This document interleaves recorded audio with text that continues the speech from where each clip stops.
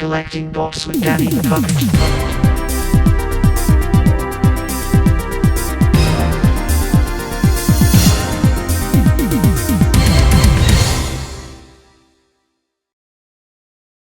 Hi, it is I, Danny the Puppet, and I know I'm a little late with collecting bots this week, but I'm going to be talking about Transformer comics today.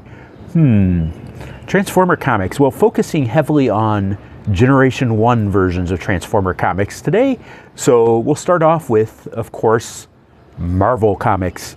I'm actually rereading a lot of the Marvel comics right now through the compendium, and it's kind of cool. I read them all when I was a kid, and I reread them a few years back.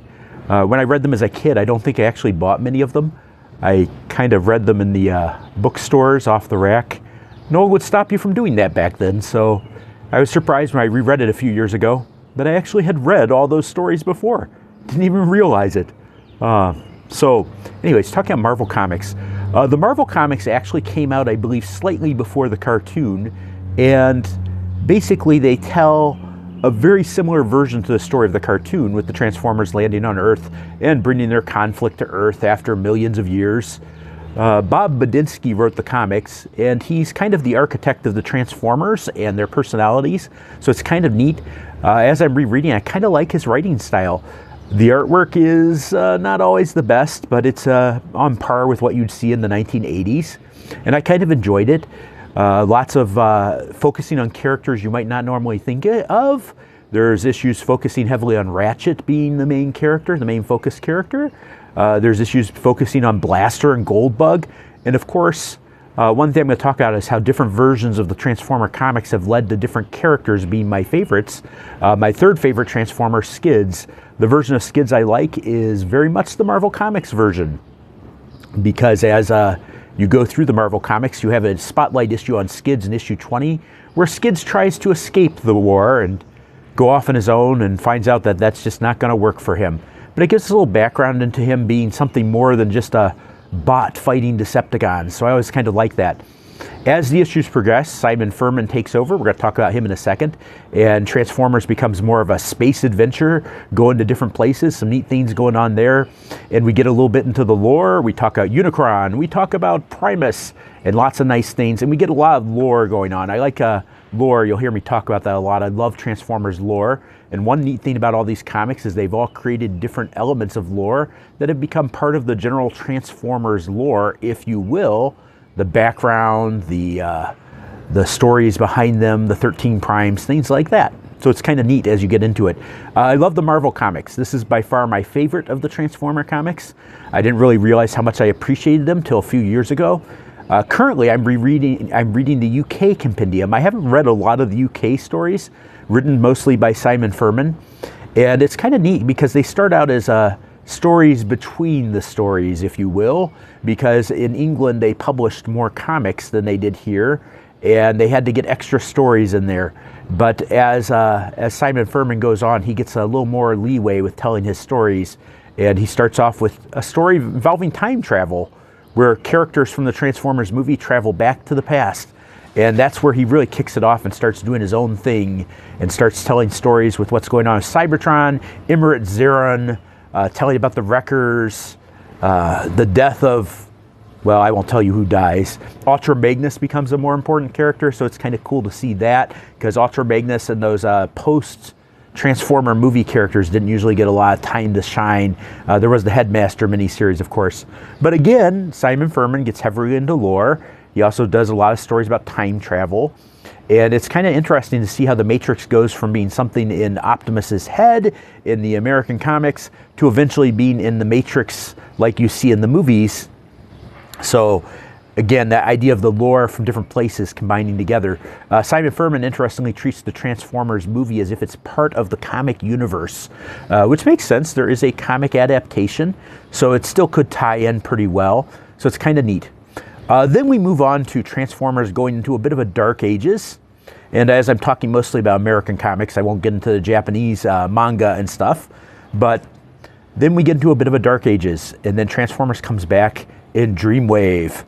Dreamwave was interesting. First of all, I think it credits a lot bringing Transformers back as a Generation 1 comic And the stories kind of, they're kind of as if they take place in a cartoon continuity, going between the original cartoon ending of season 2 up to Transformers the movie. We get to see what happens to Sparkplug.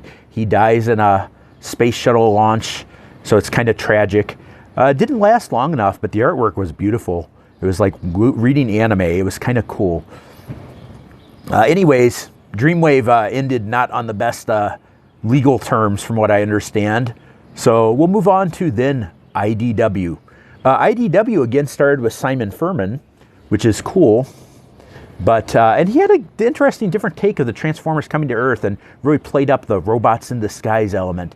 But I think when the IDW series really took off is when they decided to end the war. That's right, they ended the war between the Autobots and Decepticons, and we got what I think is my favorite Transformers series, Lost Light, or More Than. It starts out as More Than Meets the Eye.